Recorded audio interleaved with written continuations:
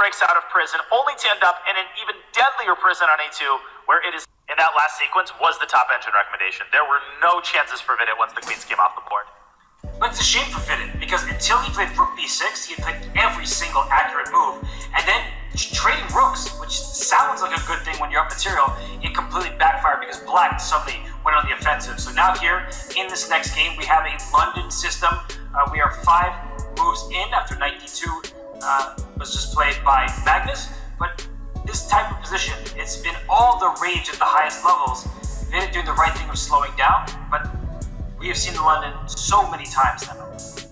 We've had a couple of Londons in the bullet segment of the Gukesh MVL match. In that match, I think bishop f5 made an appearance, and then Gukesh developed his bishop to b5. Let's see what Magnus trots out. He is taking his sweet time here. There are a lot of moves, right? You can play e6. Bishop f5 is the most principled line, though, and I think it's been the choice of most top GMs recently. So we might get a reprisal of the exact Gukesh MVL line after bishop b5. Bishop b5 goes after that knight on c6. White would like to move after that queen a4, knight e5, and so on. But right now, for Vidit Gujrati, on the black side of things here, he wants to keep the game as solid as possible. He is doing just that with his queen on c8, and Magnus doing Magnus things, going after the bishop pair. Knight h4. And there are many ways to meet this move. The typical response is bishop g6, but you also often see black dropping the bishop into e4, trying to induce f3, and only then going back to g6. But Vidit taking the simpler approach, bishop g6 on the board. Magnus has secured the bishop there. He's gotten yet another one of those Magnus cagey types of positions. Magnus loves these types of positions because there's no clarity, there's no obvious idea from the black side. And now that you're pushing the queen side up the board, you can't follow it with a rook b8 so easily, and you have to watch out if white strikes with both e4 and b3. He chooses the central approach, Danya. I like the look of this position for white. Only one side has a bishop pair, and that bishop on e2, it will likely slide up to f3 at the right moment and cause some problems. Well, he chooses a central approach. Magnus's play is beyond reproach. I think he's got a solid advantage here as he deploys quite likely his bishop to f3. Now Vidit is going to get, all of the typical moves in on the queen side. He's likely going to play b4. I think you're highlighting the issue, Robert, is that it's not enough to advance your pawns. You need pieces to back them up. What exactly is your next move, right? Are you going to play bc? Okay, but who does the b file open? Like you said, you can't go rook b8. I think it only favors white. I think Vidit should just keep the tension and castle himself.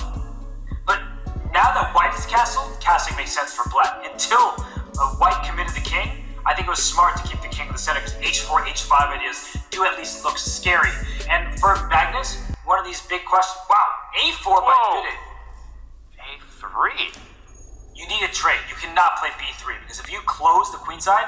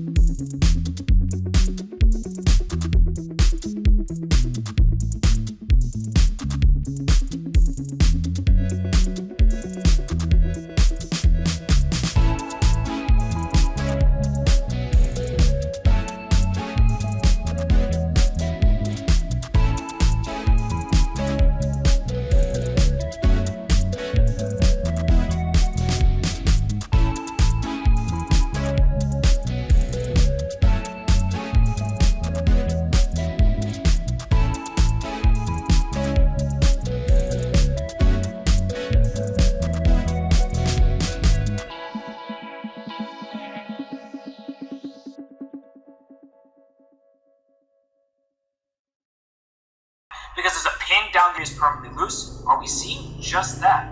We are indeed. I think Magnus will recapture on e6, f takes e6, and bishop takes h5 is a very important move, paving the way for the white queen to dive into g4, especially in the event of queen takes a3. And this might end, Robert, in some sort of a perpetual check, queen c1, queen f4. White might be the one delivering the perpetual. One way or the other, I'm getting draw vibes from this game. Although, as I look at the clocks, both players, about a minute left, that if the black king starts fielding out in the open, exposed without many defenders, I could see that going wrong. Like, let's say you play queen a3, and white plays queen g4 check, and either takes on e6 or plays queen g6. That does look worrisome.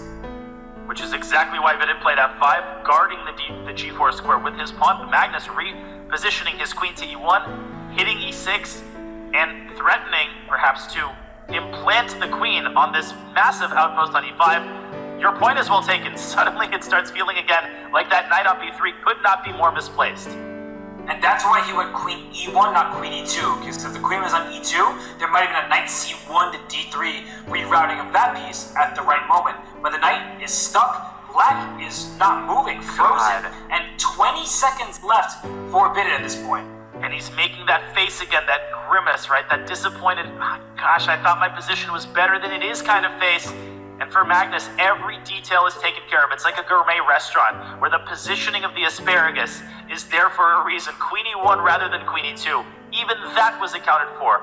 As the bishop swings to e8, he's hitting a4. Vidit's getting overextended here. Knight c1, watch out for knight e2 check. Queen e3. Oh, queen g5, queen takes e6 check. You lost the key pawn in the position. And you're going to lose another one on d5, but it's not over yet. Vidit has finally gotten his knight into the game. Magnus continues to capture pawns, but I don't think he's got enough time here to figure anything out. He goes f4 to protect the d5 pawn, and he might have f3 if white isn't looking out for it. The bishop comes back to d1. Clearly, he was looking for it. And he's going to throw in a check, I think, on d7, and try to find the correct way to involve the bishop in a direct attack against the king or not. Done it. You were right that if the queen went back there with check, you would have snaked around to get back to b2. That knight was trapped on a2. It still is, and finally it's captured. And it's captured, and how fitting is it that the knight